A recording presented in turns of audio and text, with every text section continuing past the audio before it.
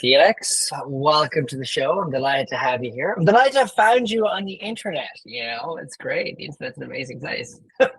Internet's a great place. And before we start, I always like to ask my guests to introduce themselves because I have a habit of botching introductions. So, do you want to tell us a bit about yourself, who you are, what you do, and how you got to where you are today? Sure. My name is Felix Bendersky. I am the owner and founder of F&B Hospitality Brokerage down here in Miami. How did I get here?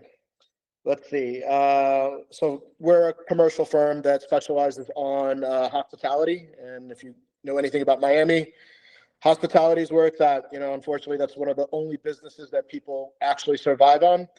A lot of people think that, you come down here and you make $1 billion. The truth of the matter is the majority of the people that come to Miami already have money.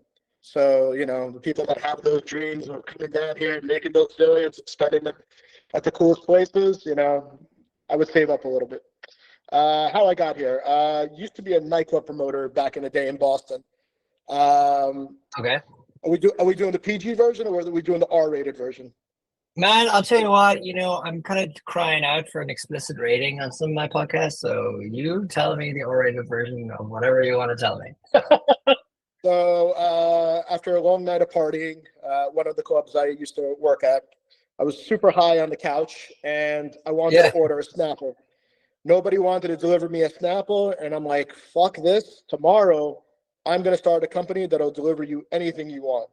So we started a company with two of my friends. It was called Night Owl Deliveries. We were the first company in Boston to actually deliver you anything you want, 24 hours a day, or at least 22 hours a day. The company took off. We wound up being the first delivery company for restaurants like P.F. Chang's and Cheesecake Factory and other companies that kind of look down on restaurant delivery. Wound up selling the company 2 years later to Grubhub. Oh, wow. So we took the accounts that we formed in Boston and Chicago and started a biodiesel business. If you know anything about biodiesel, it's the picking up the used cooking oil from all the restaurants.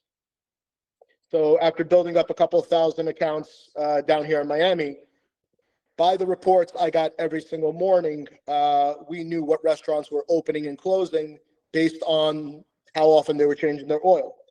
So the real estate kind of just became natural. And here we are. Okay. And here we are. And how long have you been in the real estate now?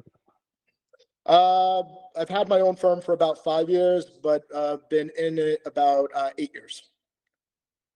Okay, interesting. Okay, that's awesome. And I mean, man, it's pretty cool that you set up a company for online delivery kind of before it was even becoming a thing, and actually turning it into a company that someone as large as Grubhub would want to buy. That's phenomenal achievement. Yeah, I mean, when we were in it, Grubhub was just a website.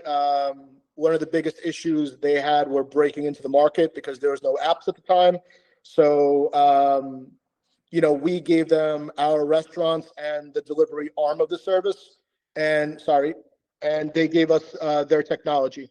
So in terms of before, we were writing things down on a piece of paper and faxing the orders over to restaurants. So definitely a big help.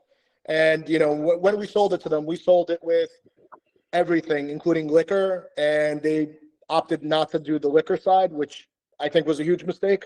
But I get it. Yeah, it's interesting. It's interesting how third parties kind of just blown up now. I mean, I'm a big fan of the kids in GoPuff. I think they were up in Boston as well, or somewhere. I think, and obviously their whole thing was when you're stoned, what do you order? They're actually down here. Right, they're actually down they're Florida, here. is it? I know. Yeah, I actually know one of the owners. He was younger than me, but we actually grew up in the same neighborhood in Brooklyn. So wow. Yeah, it's definitely. I think he wound up was either Philadelphia or DC is where he got they're his start Philly. with those. That was it. Yeah, they're Philly. That's right. I also saw. It's funny. Also just I just noticed that you went to Northeastern as well. And so I have lots of friends of mine, and my missus actually went to Northeastern as well. So I'm a big unfortunately now I'm a big Boston kind of Northeastern alum accepted person myself. So, more power to us all, Go Huskies, go Huskies. Go Huskies, go Huskies. Um, but yeah, I think a great place to kind of start off with, and I'll add this to the notes in the episode for anyone listening and YouTube or whatever else. How I actually came across Felix, where it was Sunday night a couple of weeks ago, and I was scrolling through Instagram, like many of us do on Instagram Reels, and I stumbled across this video from Felix talking about like restaurants in Miami. And you refer to what you're seeing in the marketplace there at the moment as a sort of restaurant Armageddon. And I say that in inverted commas, but that was the phrase you used. And I guess jumping off there, do you want to like explain your take? Because it's quite a hot take. So when during COVID, obviously, everybody came down to Miami.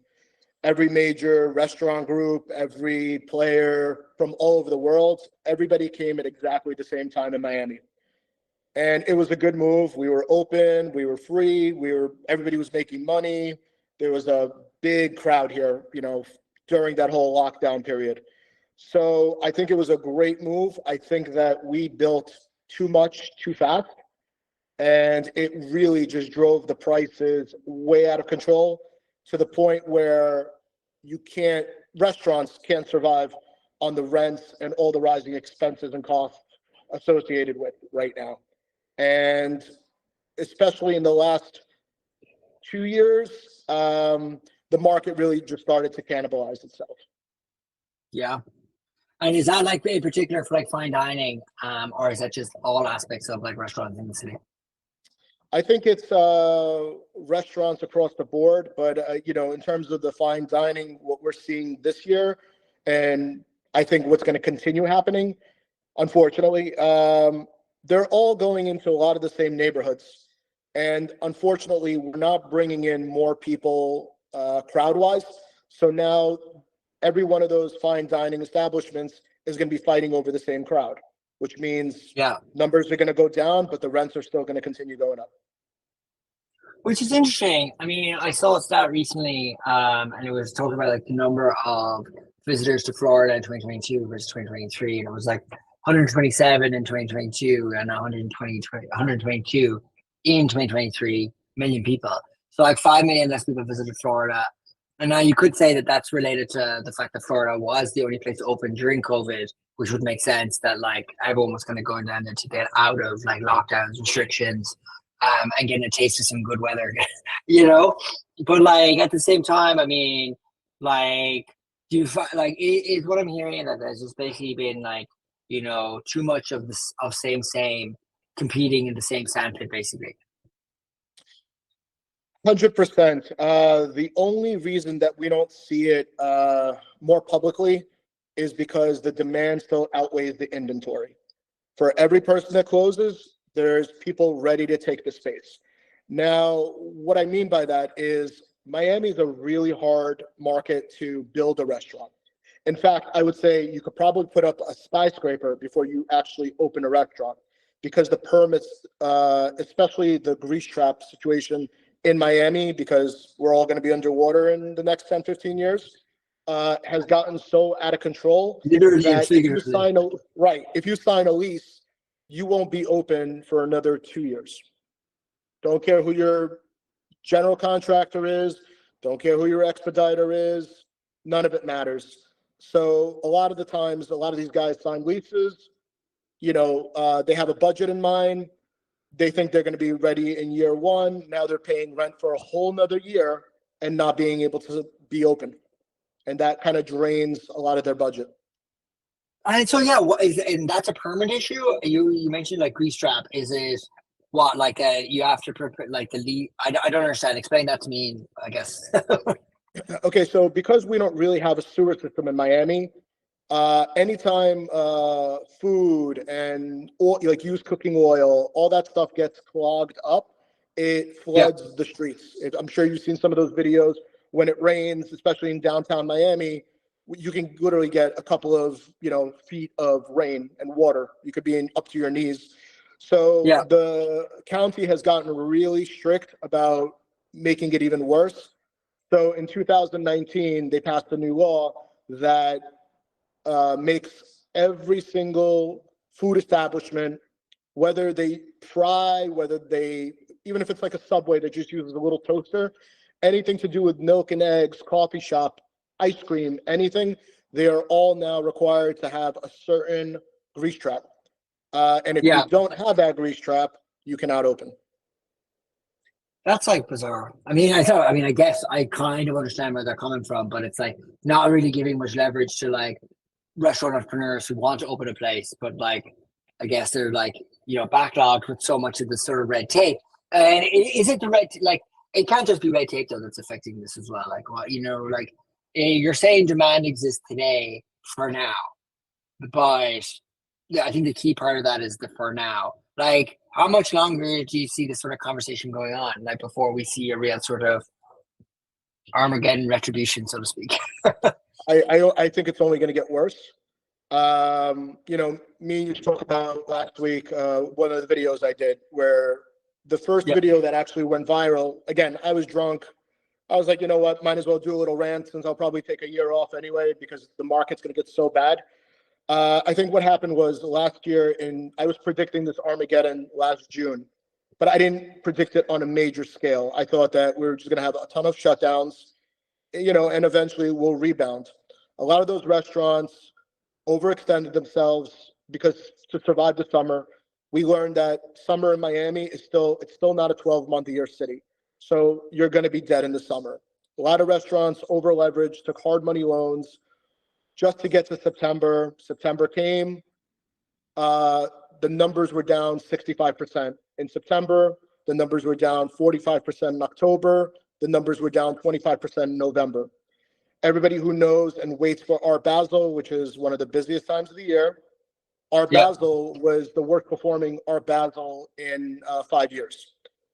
So now what's going to happen is, and this is based on the calls that I'm getting, and this isn't going to happen from everybody, but we're going to have a record amount of number of restaurants riding out the season. And I think, so it's already started where I'm getting the calls, and when I get the call, it's never good.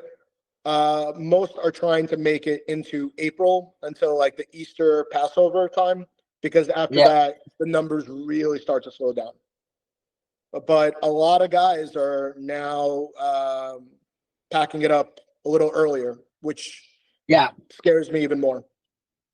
So you're getting calls from existing restaurant owners, operators that Right. are looking to like move along, like move on from their like break their lease basically in the building. And when you take that call, are you taking that going, okay, I need to put somebody else into this?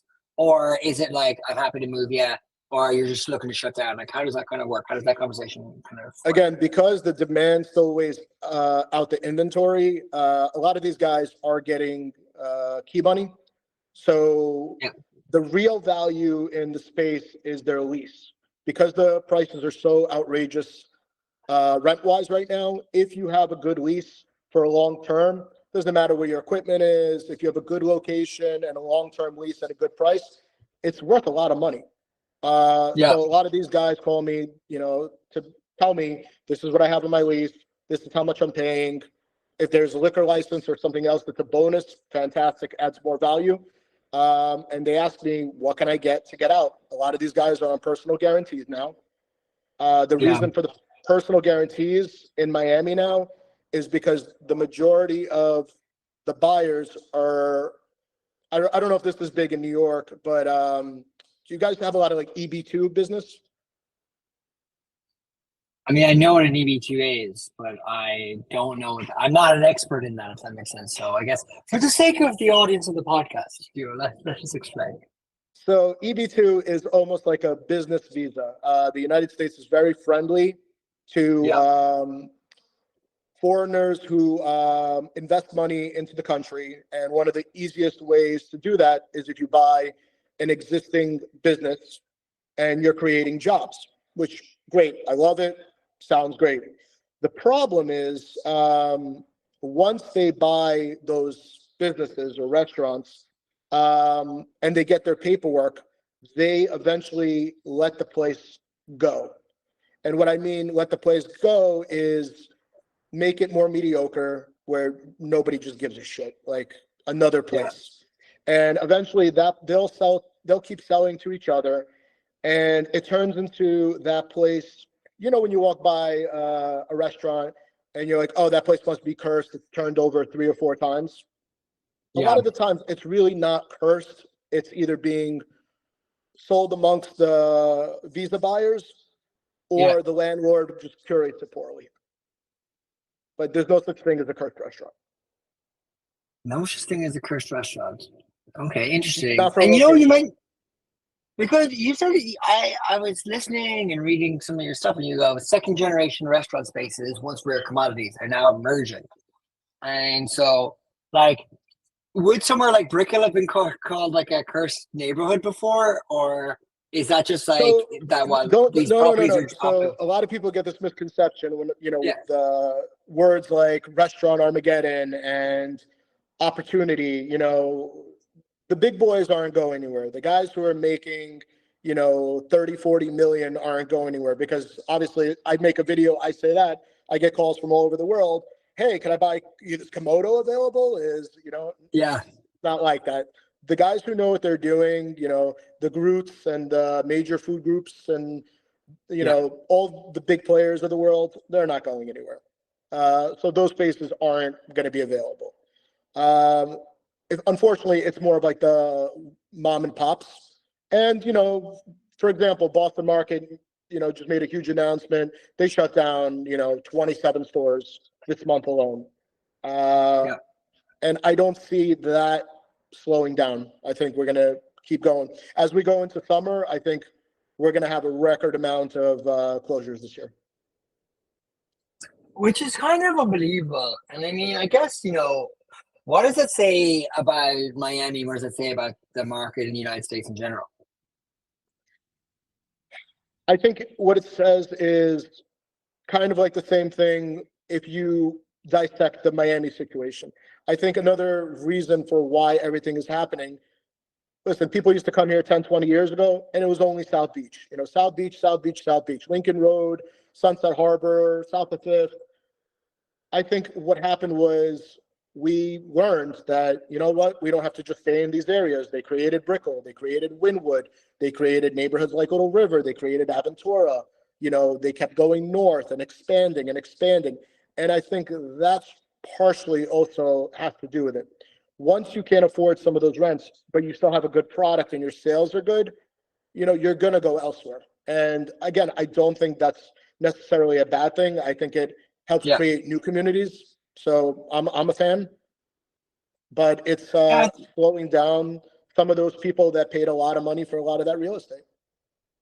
Yeah. So you think we just are like the bubble is bursting in hospitality in Miami? Is that like what I'm kind of feeling here? Or at least in the sort of traditional centralized locations within Miami? I think one of the biggest complaints in Miami right now is that for the price that they're charging in Miami for dinner, and you're getting a super mediocre experience, they're better off going to, a Carbone or a Petite Maison or, somewhere where they're going to pay the same money and get the service.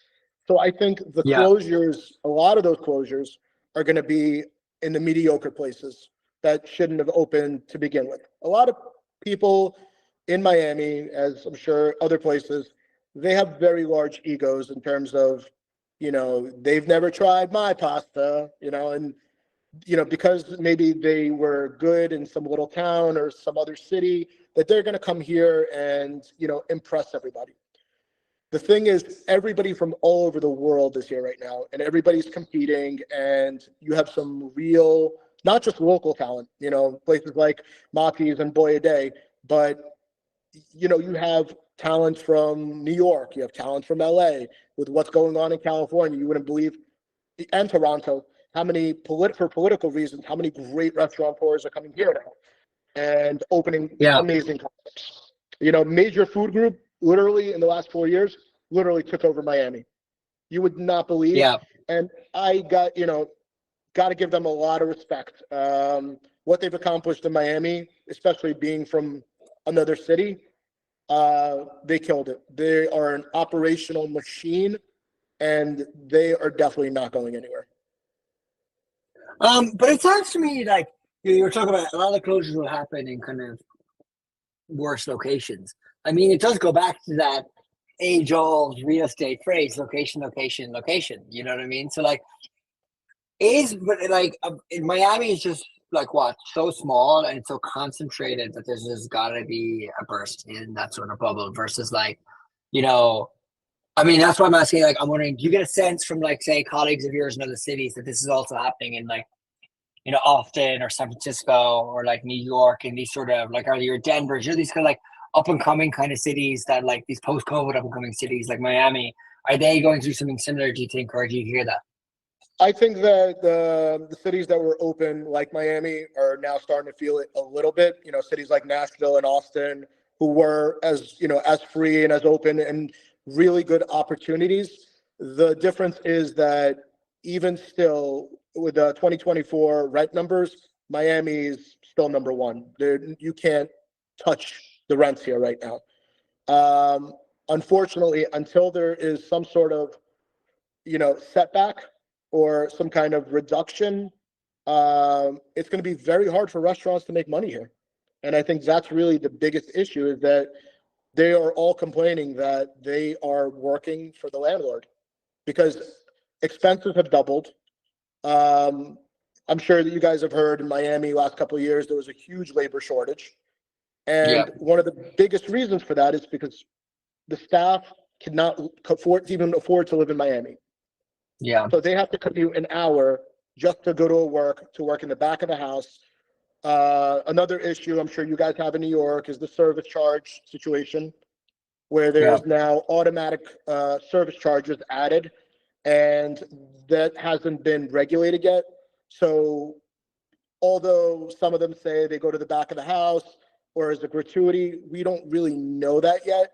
So it's really a perfect storm of everything that's rubbing consumers the wrong way right now. Yeah, it's interesting. And I mean, like, I guess like Miami is in such flux because it's becoming this new city with like insane developments, insane skyscrapers, you know, floods of people from the Northeast moving there, international capital moving there, like New York institutional money moving down to Miami. So you have this sort of amazing sort of like smorgasbord of real positive things. But then it's like, you hear about like sort of, you're talking about the grease traps and the kind of the actual reality of bureaucracy that exists there. I see that like, spring break was basically shut down in Miami.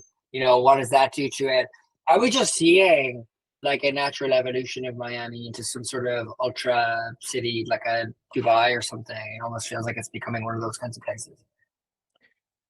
Uh, so it is, but it's still Miami, and people are always going to come here. And it's still a great way of life. It's just a big setback for people trying to make it here. Uh, Again, I think that it's more of a neighborhood situation. The guys who bought on Lincoln Road for record amounts of number, they can't lower the price. We can't have a Yeah. setback because one guy bought it from another developer who bought it from another landlord, and the prices that they paid, the only way it makes sense is for them to get those rent numbers. Unfortunately, Yeah. a lot of those neighborhoods have changed. Wynwood is changing. Personally, I'm not a fan for the better. I think everything that's been going on in Wynwood is for the worse. Listen, I guess that's life, right? A You mean like the neighborhood's cool. gentrification of windwards? I mean, neighborhood's cool until it's not. Yeah. But But is that what you're saying? So it's just being like the city itself has been very gentrified. Like Miami's turning into Williamsburg, basically. correct, correct. But to the point where it's even more expensive.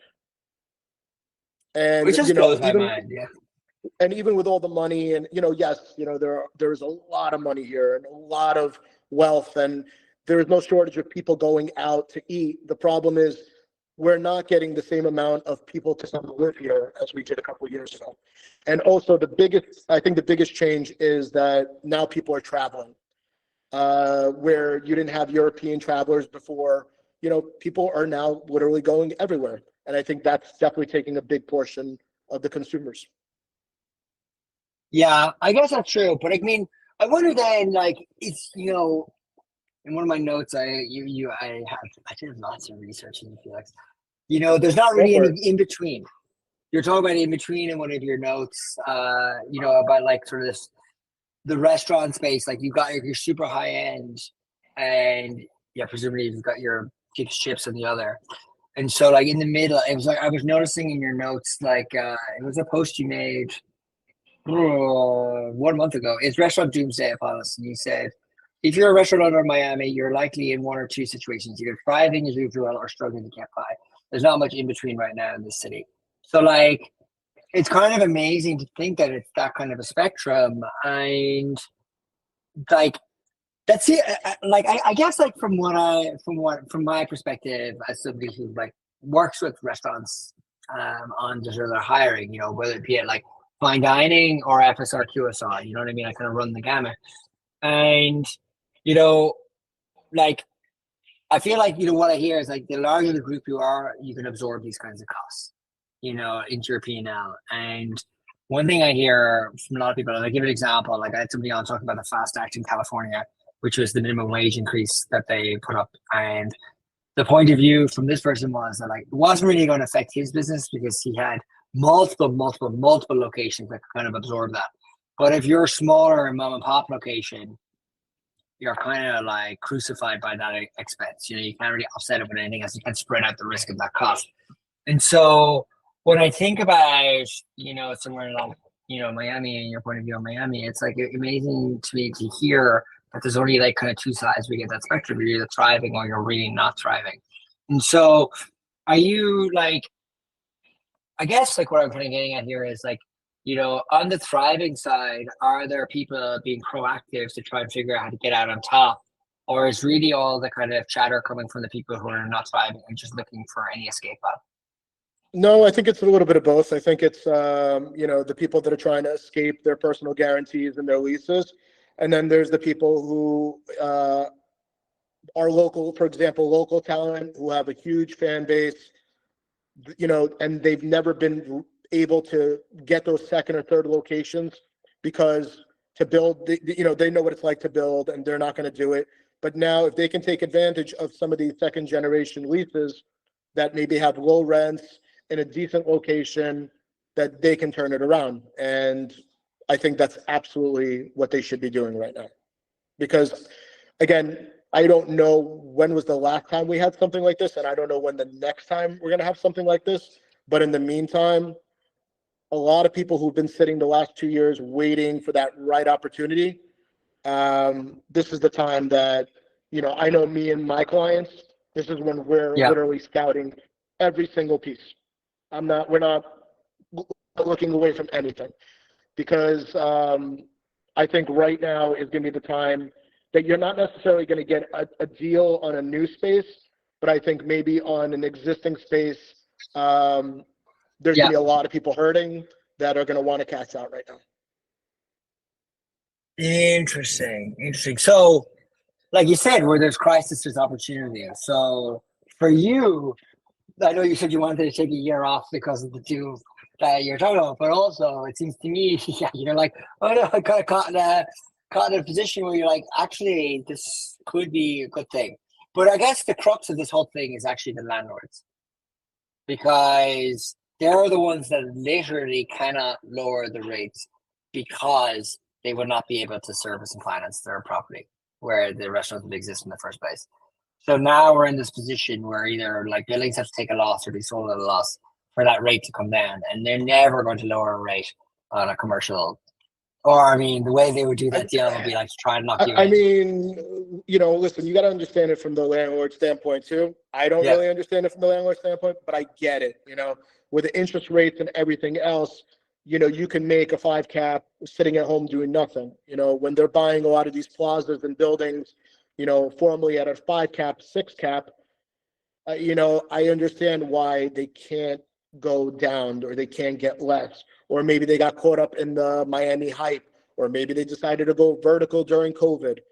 there's a million things that could have transpired, but the fact is that all the other expenses for restaurant owners and bar owners went up too. So like you said, unless you have multiple locations and you're buying from distributors at a certain price because you have that many locations, yeah, Yeah. you're screwed. You're not in a good place because insurance and labor and costs, it's through the roof. You throw super high rent, and even if you're not losing money, but you're not making money, what's the point? So we had a lot of those guys that reached out to me to sell. Not that like they Yeah. were necessarily losing money, and from the outside they're popular and have a good reputation and a good name, but you can only go so long of breaking even. Yeah, it's unbelievable, isn't it? I mean, it's quite an interesting place because I mean, like, it's very like Miami is like I feel like the modern sort of gold rush. I think it's like the post Silicon Valley American gold rush. You know what I mean? Like for a number of years, everyone was talking about the Bay Area, and then it's very much been like, what's going on in Art Basel and crypto and post like COVID. It's all been very Miami centric, and I feel like the whole conversation and obviously there's a lot of you know people chasing that dollar down in Miami. I mean, you know what I mean? It's just the nature of any gold rush, you know what I mean? And the winners are the people who do what? Who sell the picks and shovels. So Right. my question to you is, who have the picks and shovels in Miami now? In terms of restaurant groups or Yeah, like surviving this type of Armageddon. Like, if you were like, I guess if you were like in that restaurant business, I mean, it's a terrible question. I take back my question. I just thought I was on something with my pick no, and no, no, shovel, sir. but just trying so hard. I guess my question to you is, like, who's going to survive this? Like, what's going to survive out of this doom? You know what I mean? Like, how do you see if you're on the money about this doom happening? Okay, what's it going to look like? If that's the case, the guys that are going to survive, several types of people. You're going to have your OGs, your Joe Stone Crabs and your Prime 112s, and the guys that really do have a legacy in Miami, they're not going anywhere. Um, Miami is a very, the people that are locals, they love going to the same places over and over. The Houstons and, the Carpaccios and the Bell Harbor Yeah, malls. It's a generational thing. I see people at Joe Stone Crab. It will be the same crowd every week. And every week they'll have the same table and the same experience. They're not going anywhere.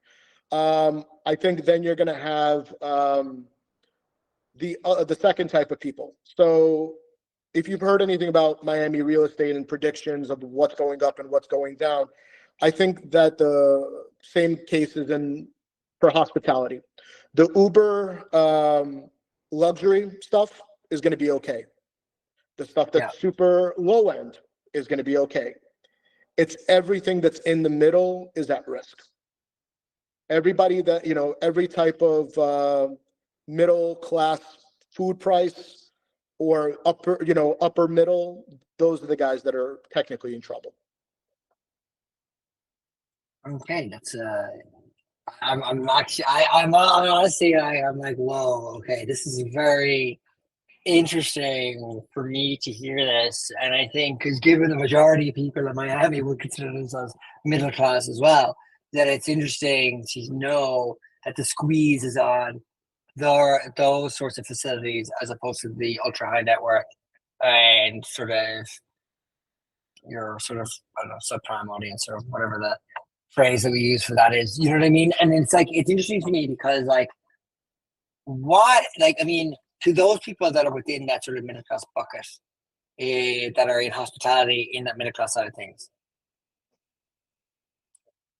What's going to rip through it? Like, is the band-aid that they are just going to shut up shop and landlords have to find new tenants? Or, like, are we going to have loads of zombie restaurants? Do you see it moving into that EB2 sort of space where people are, like, able to shop So, around sort of facilities, that kind of thing?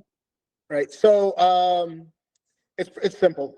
With the super luxury restaurants, if they suck, if they open and they suck, and there are several restaurants, super luxury, that will open and they'll suck. The word will go around really fast. Yeah. And then they're on the clock. right now, anything that you can do grab and go, if it's decent and if it's affordable, they have a good chance of success. It's the mediocre concepts that are maybe a good area. Those are the guys that are really the most at risk.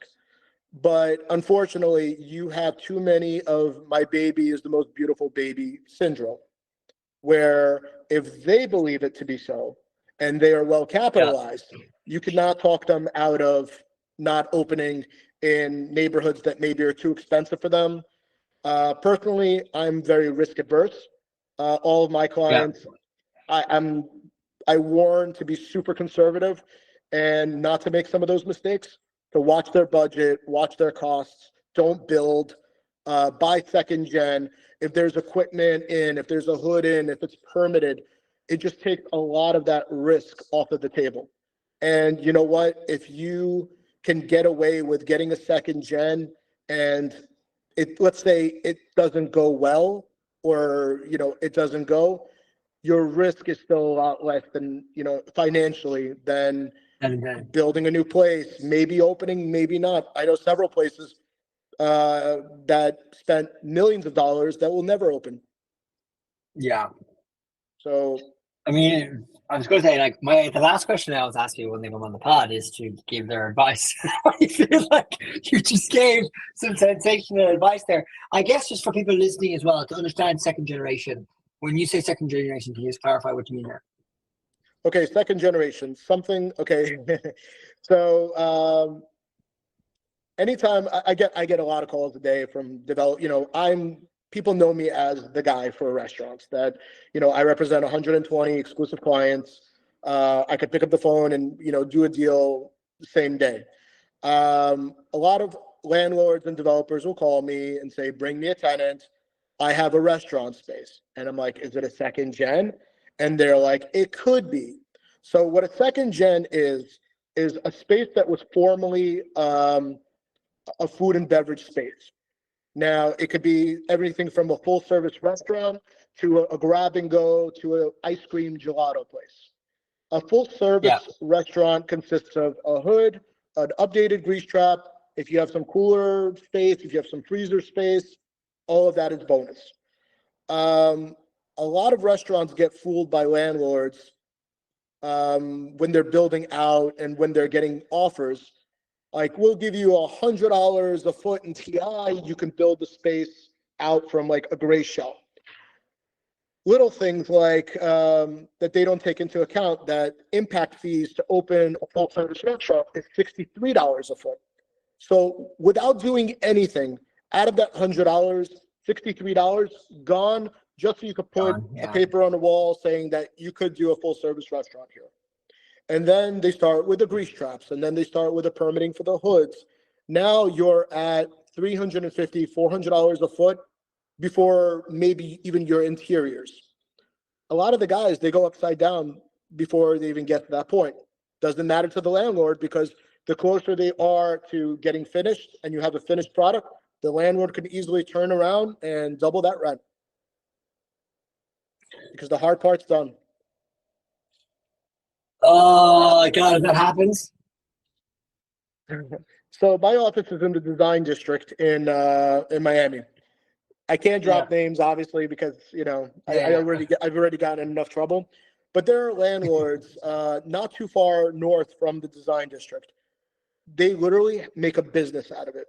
They have, like, let's say a street with like 5 restaurants, and what they do is they'll give you the space for 150,000 key money. This is the landlord, not a restaurant selling to another restaurant. Yeah. Somebody will do the deal. They wind up figuring out in permitting that, okay, grease trap isn't updated. It's going to take a year. They go back to the landlord. The landlord's like, no problem. You could always give me back the keys. Same thing. They give back the keys, charges the next guy $150,000. It's a great business. I'm in the I was wrong gonna business, say, I mean, it's great. It's great money if you can get it. You know what I mean? Like, but they're oh getting it. man, But they're getting it. for It's now though. crazy, man. It's wild, man. It's Wild West here. Fuck. Okay, well, that's another amazing thing I did not know. I guess we're kind of coming up on time here, and you've given your advice, which I usually afterwards I give at the end. So, my better question if you like your outlook for the rest of the year, though, like where on the spectrum do you lean on positive, negative, and why? Um, I think it's going to be negative for a bit. Overall, I think it's going to be very positive. I think that all the concepts that are going to close and be taken out are mediocre concepts that that shouldn't have opened in the first place, and hopefully we replace them with really good, talented local talent and concepts that we actually want from other cities. Now we do that if it's worth the money of going. You got to make Miami cool again. I Yeah, think, for example, Miami Beach is going to take a 2-year breather right now. I think they're going to really try to clean up Ocean Drive because they're tired of the riffraff and the spring break. There's some amazing projects coming back to Miami Beach. And I think once a lot of those projects are in, whether it's a day club or a new hotel, I think once we return back to, the Miami Beach of old, where people yeah. actually enjoy going out and care about, having fun. And I think we'll be all right. But until we have some sort of correction, we're going to have a problem. All right. Well, Felix, man, thanks so much. This has been a phenomenal 40 minutes of a learning experience for me. This has been fantastic. Thank you so much for having me, man. I hope I didn't take the wind out of a lot of people's sails. No, no, no, no, no. Great points of view, man. Great points of view.